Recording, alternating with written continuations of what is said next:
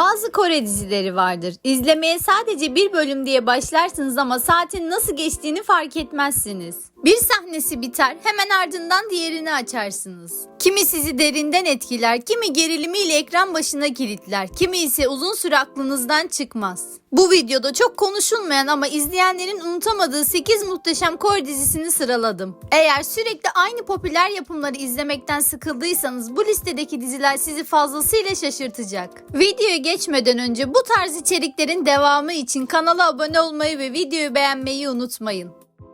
Call It Love. Hayat bazen size adil davranmaz. Tam her şeyin bittiğini düşündüğünüz an sizi yıkan insanlara öfke duymaktan başka seçeneğiniz kalmaz. Call It Love tam da bu karanlık noktada başlayan, klişelerden tamamen uzak, büyüleyici bir intikam hikayesi ve iyileşme hikayesini anlatıyor. Ailesinin evi elinden alınınca hayatını mahveden insanlardan öç almaya karar veren yalnız bir kadın intikam planının hedefindeki adama adım adım sızar. Fakat karşısında bir canavar değil, en az kendisi kadar kırılmış, omuzlarında ağır yükler taşıyan yapayalnız bir ruh bulur. İntikam ateşiyle çıktığı bu yolda karşındakinin canını yakmak yerine onun yaralarını sarmaya başladığını fark ettiğinde ise tüm dengeler değişir. Ne abartılı dramlar ne de yapay entrikalar. Birbirinin sessizliğine sığınan iki kırık ruhun bakışlarla anlaştığı bu atmosferik başyapıt nefretin aşkı ve şifaya dönüştüğü o ince çizgiyi izleyiciye iliklerine kadar hissettiriyor.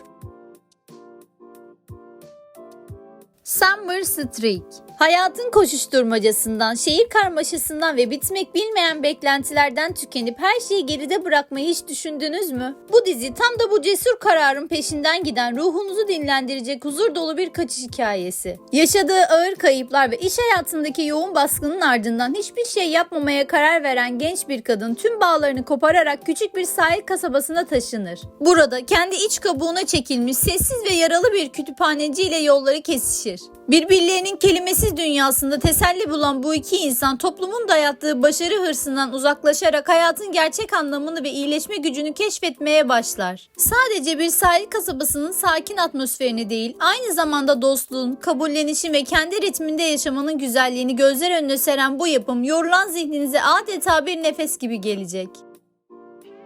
Life on Mars. Zamanın ötesine geçen gizem ve aksiyon dolu atmosferiyle sizi ilk dakikadan itibaren içine çekecek büyüleyici bir suç ve bilim kurgu hikayesine hazır olun. Life on Mars, geçirdiği gizemli bir kaza sonrası gözlerini günümüzden onlarca yıl öncesinde geçmişin sert ve kural tanımaz dünyasında açan bir polisin nefes kesen mücadelesini anlatıyor. Teknolojinin ve modern delil toplama yöntemlerinin bulunmadığı bu yabancı dönemde bir yandan kendi zamanına ve gerçekliğine dönmenin bir yolunu ararken diğer yandan dönemin sıra dışı ve kural tanımaz dedektifleriyle birlikte zorlu cinayet vakalarını çözmek zorundadır.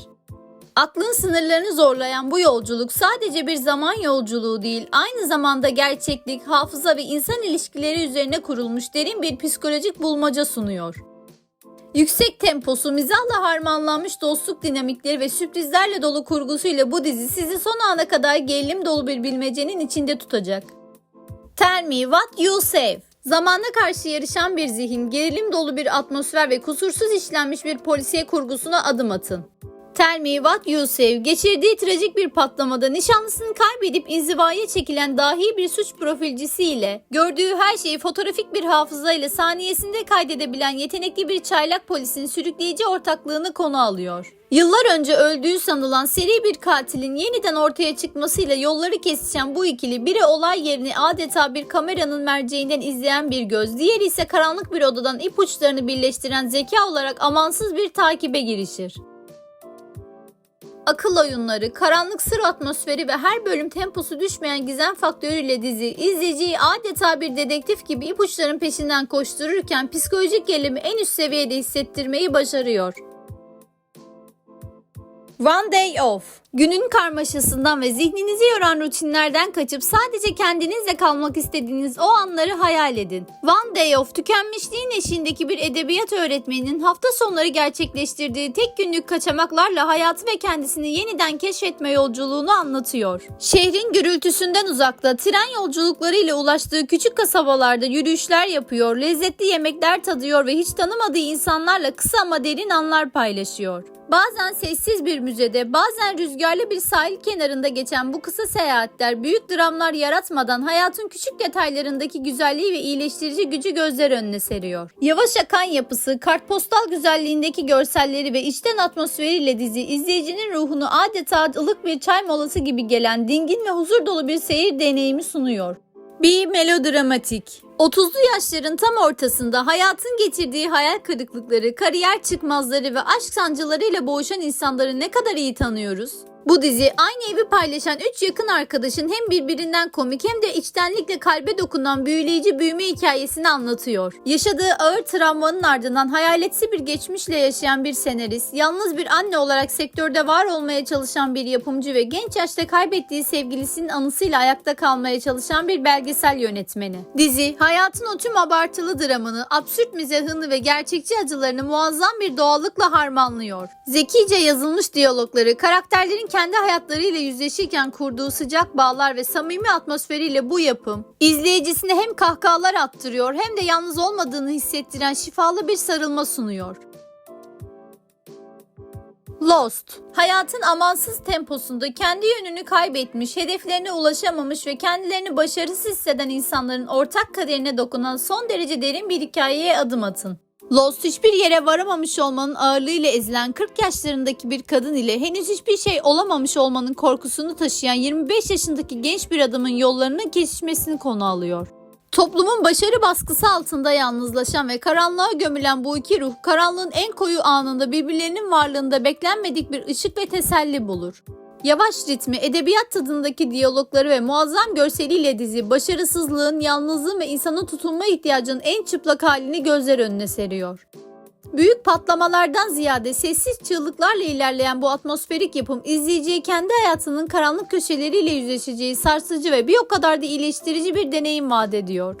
365 Repeat the Year. Geçmişte yaptığınız tek bir seçimi değiştirme şansınız olsaydı hayatınız nasıl bir yöne evrilirdi?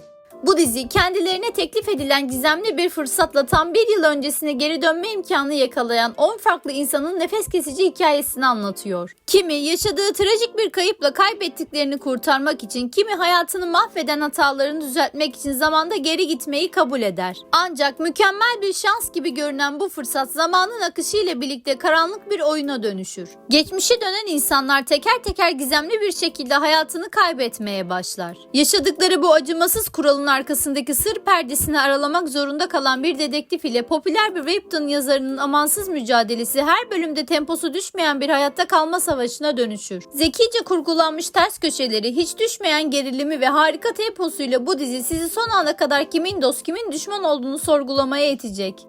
Benim uykumu kaçıran, bir bölüm daha derken sabaha ettiren listem şimdilik böyleydi. Eğer senin de gecelerini uykusuz geçirmene sebep olan, bitirmeden başından kalkamadığın diziler varsa yorumlar kısmında bizimle paylaşabilirsin. Bu tarz dizi tavsiyelerini ve incelemelerini kaçırmamak için videoyu beğenmeyi, kanala abone olmayı ve topluluğumuzun bir parçası olup bize destek olmak için katıl butonuna tıklayabilirsin. Ayrıca hype puanı vererek bu videonun daha fazla Kore dizi severi ulaşmasını sağlayabilirsin. Bir sonraki videoda görüşmek üzere.